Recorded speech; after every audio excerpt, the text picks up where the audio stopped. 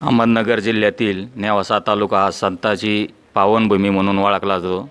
नुसता भारतातच नाही तर संपूर्ण जगामध्ये या नेवासा तालुक्याची ख्याती आहे. हे स्वयंभू बालाजी कसे आले दृष्टांत दिला का माझा एक भक्त आलेला आहे नेवासा तालुकामधून. आणि ती जुनी बारव पण अशी म्हणतात जुने लोक का त्या बारवेला काशीचा नळ आहे आणि तिथे एक काशीनंतर जे वराह मंदिर आपल्याला पाहायला भेटत नाही कुठं, ते बालाजी देडगावमध्ये ते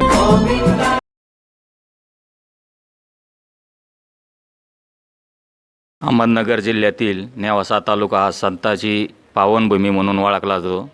नुसता भारतातच नाही तर संपूर्ण जगामध्ये या नेवासा तालुक्याची ख्याती आहे. आणि याचबरोबर आमच्या अहमदनगरपासून म्हणजे अहिल्यानगरपासून आत्ताच्या नावाप्रमाणे तर आमचं हे बालाजी देडगाव नेवासा तालुक्यातील गाव हे एक 60 किलोमीटर अंतरावर आहे. त्यानंतर या तालुक्यामध्ये नेवासा तालुक्यामध्ये आमच्या या शनी शिंगणापूर हे एक जागतिक लेवलचं देवस्थान आहे. आणि या देवस्थानपासून पण आमचं हे 25 किलोमीटर बालाजी देडगाव आहे. आणि त्याच्यानंतर नेवासा ज्ञानेश्वर माऊली जिथं ज्ञानेश्वरी लिहिली अशा ज्ञानेश्वर मंदिराच्या म्हणजे तालुक्यापासून हे गावाचं अंतर 30 किलोमीटरचं आहे. त्यानंतर या तालुक्यामध्ये असंच ज्याला आपण भूस्वर्ग म्हणतो तो खऱ्या पद्धतीने इथं अवतरलेला आपले गुरुवर्य महंत महाराष्ट्राचे आपले आराध्य दैवतच म्हणावं लागेल त्यांना, असे आपले भास्करगिरीजी महाराज यांचं हे देवगड संस्थान हे पूर्ण जगामध्ये आज त्यांनी नावलौकिक केलेलं आहे. आणि त्यातून आमचं देडगावचं अंतर एक 35 किलोमीटर आहे. त्यानंतर आपले शिर्डी देवस्थानपासूनही आमचं गावाचं अंतर म्हणजे एक 70 किलोमीटर आहे. अशा या नेवासा तालुक्यातील संतांच्या पावनभूमीने पुनीत झालेलं बालाजी देडगाव. आणि या बालाजी देडगावमध्ये स्वयंभू बालाजी हे म्हणजे गेल्या 14व्या ते 14व्या शतकामध्ये इथं हे स्वयंभू बालाजी कसे आले तर या ठिकाणी पूर्वीपासून एक जोशी नावाचे पुजारी होते. आणि हे या देडगावमधील त्यांचं आडनाव जोशी. आणि ते प्रत्येक वर्षी सालाबादप्रमाणे कोजागिरी पौर्णिमेला पायी देडगाव ते तिरुपती बालाजीला दर्शनासाठी जात असत. या जाताना त्यांना 6 महिने जाण्यासाठी आणि 6 महिने येण्यासाठी लागत असत. आणि जात असताना त्यांनी इथून जे आपले तांदूळरूपी किंवा धान्यरूपी शिदा जमा करायचे, या शिदा घेऊन थोडा थोडा प्रत्येकाचा मजल करीत ते तिथं दर्शनाला जात असे. आणि एकेकाळी मग असे 14व्या शतकामध्ये तिथला जो कोजागिरी पौर्णिमेचा उत्सव असतो त्या उत्सवादरम्यान तिथली जी मिरवणूक निघत असते कोजागिरी पौर्णिमेला दसऱ्याच्या दिवशी तिथली मिरवणूक निघत असताना ती पालखी जी बालाजीची मिरवणुकीला बाहेर काढली, तिथली ती पालखी अशी म्हणजे जागची हालाना असं पूर्वी आमचे पूर्वज सांगतात. आणि त्या माध्यमातून त्या बालाजीने मग तिथल्या एका भक्ताला दृष्टांत दिला का माझा एक भक्त आलेला आहे नेवासा तालुकामधून. आणि तो भक्त वरती आल्याशिवाय काय मला इथून ढळण्याची इच्छा नाही. आणि मग तो दृष्टांत दिल्याच्यानंतर त्या भक्तांनी त्या धावाधाव केली आणि त्या डोंगराच्या पायथ्याशी खाली येऊन बघितला असता हा जो ब्राह्मण पुजारी जोशी नावाचा देडगावचा तो तिथं त्यांना दिसला पडलेला खाली वार्धक्यामुळं त्याला वर जाणं अशक्य होत असल्यामुळं तिथं तो खाली बसला आणि तिथंच लोळत राहिला. तर त्यानंतर मग दृष्टांत दिल्याच्यानंतर ते भक्त त्याला बघण्यासाठी आले आणि त्याला उचलून नेऊन त्या भक्ताला बालाजीच्या पालखीसमोर सर्वांनी धरून उभा केलं. आणि उभा करत असतानाच बालाजीच्या पालखीला ज्यावेळेस त्यांनी हात लावला त्यावेळेस ती पालखी अक्षरशः म्हणजे तिथून उचलण्यास लोकांनी सुरुवात केली तर सहज उचलली. आणि ते उत्सव झाल्याच्या नंतर 1-2 दिवसांनी तिथला उत्सव झाला. आणि नंतर परत मग आमचा देडगावचा जोशी नावाचा भक्त ज्यावेळेस इकडं येण्यासाठी निघाला त्यावेळेस देवाला स्वयंभू बालाजीला एक विनंती केली का तुम्ही लक्ष्मीपती देवस्थान बालाजी स्वयंभू, तर आता मी पुढल्या वर्षी इकडं तुमच्या दर्शनासाठी येऊ शकणार नाही. आणि त्याच्यामुळं मला आता चिंता आहे का पुढली वारी माझी कशी होईल. तर देवानी त्यांनाही एक दृष्टांत दिला का तू बिनधास्त तुझ्या गावी मजल करीत जा आणि जो कानगीरूपी तुम्ही आपला शिदारूपी जो तांदूळ आणलेला आहे धान्य आणलेलं आहे त्याचा महाप्रसाद म्हणून तुझ्या गावाकडं ते वाट, परंतु जात असताना इथून एक शिळा घे आणि ते शिळा तुझ्या तांदळामध्ये बांधून ठेव, परंतु ती शिळा कुठेही मध्ये म्हणजे जात असताना कुठल्याही गावाला सोडू नको. म्हणजे तुझ्या गावामध्ये गेल्याच्या नंतरच ती शिळा सोडायची आणि बघायचं तर त्याच्यात मी तुला प्रत्यक्ष स्वयंभू या रूपाने तुझ्या गावामध्ये तुझ्याबरोबर आलेलो दिसेल.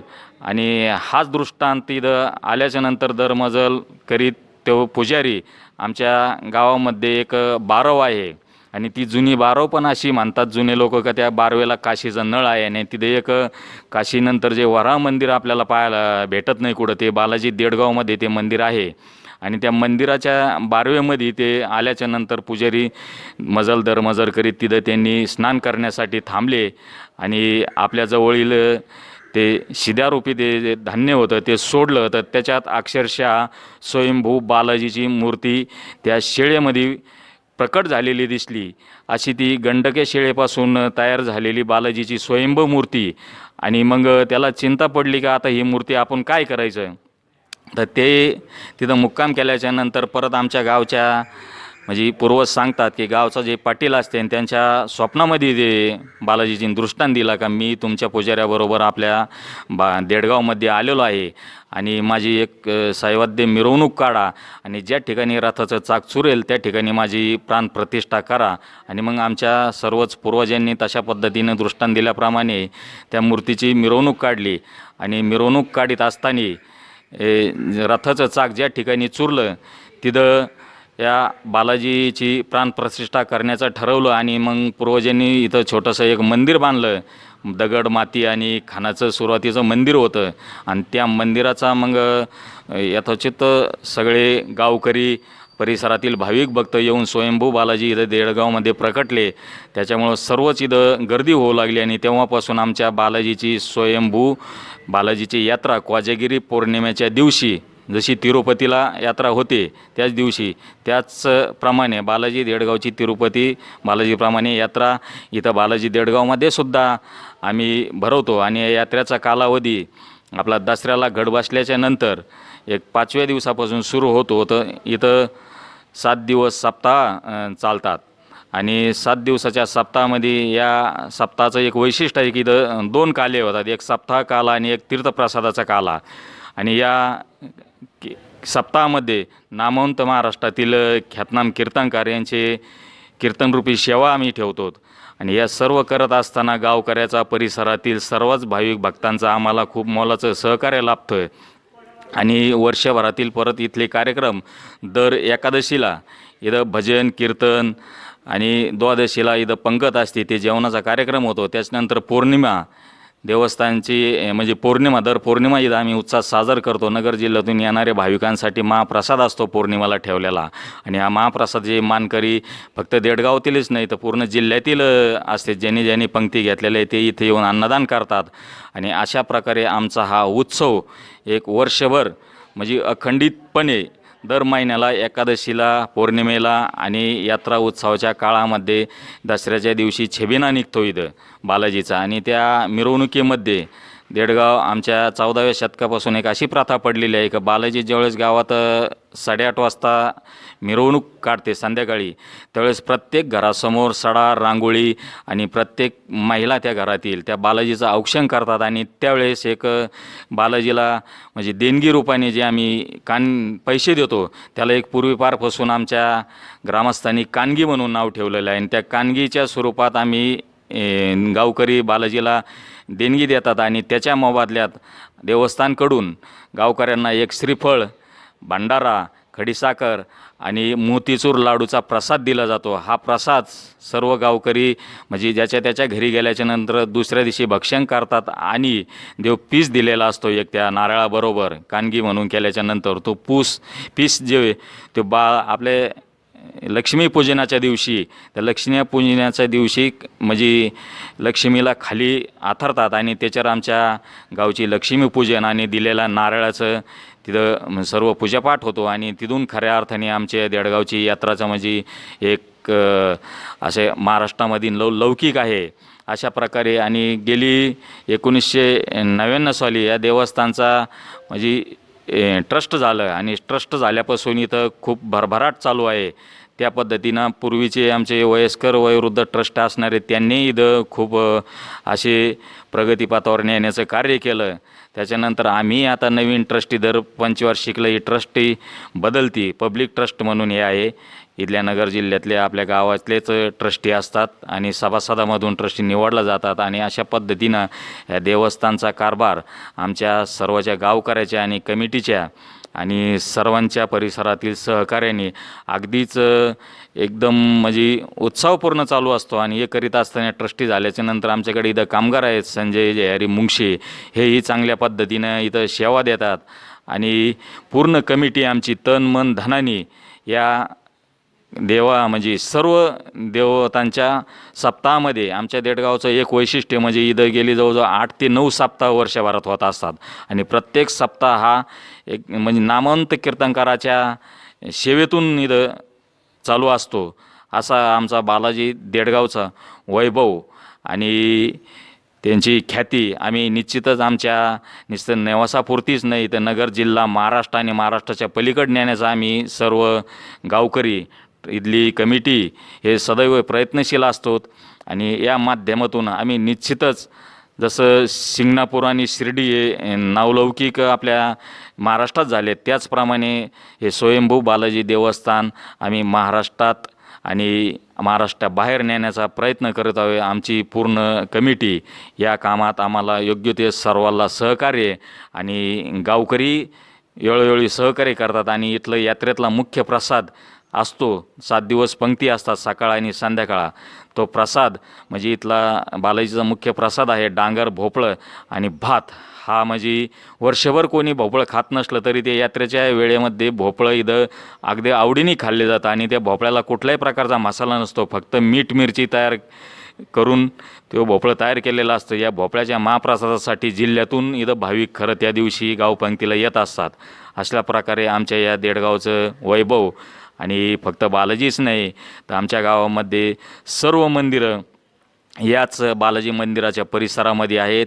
आणि या सर्व मंदिराचा विकास करताना आमच्या गावचे एक ज्येष्ठ कनकमलजी मुथा यांनी म्हणजे जवळजवळ बऱ्याचशा मंदिरामध्ये त्यांचं हस्तरेषा तज्ज्ञातून जे योगदान म्हणजे पैसे आले त्या येणाऱ्या पैशातून त्यांनी बऱ्याचशा मंदिराचा एक चांगल्यापैकी जीर्णोद्धार केलेला आहे.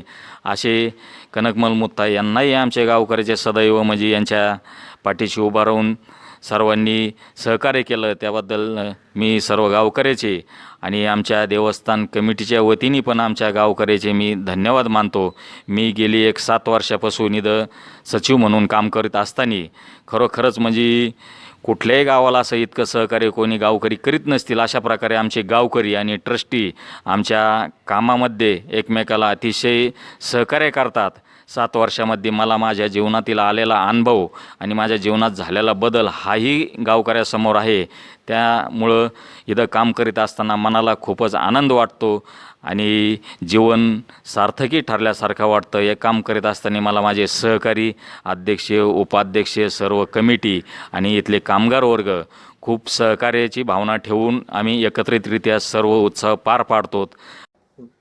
या बालाजी भक्त जोशी कुटुंबाचा थोडक्यात सांगतो. म्हणजे जोशी इथल्या ब्राह्मण पुजाऱ्याचं पहिलं आडनाव जे जोशी आहे आणि ज्यानंतर इथं बालाजी तांदळामध्ये आला म्हणजे स्वयंभू मूर्ती ती इथं आल्याच्या नंतर इथल्या पुजारी जे आमचे बालाजीचे दिवाबत्ती आणि ते करत होते पहिल्यापासून त्यांचं त्या मूर्तीची प्राणप्रतिष्ठा केल्यापासून यांचं आडनाव तांदळे म्हणून त्यांनी सुरू केलेलं आहे. तेव्हापासून मग जोशी कुटुंबाचं आडनाव बदलून त्यांनी तांदळे अशा पद्धतीनं त्यांचं आडनाव ठेवलेलं आहे.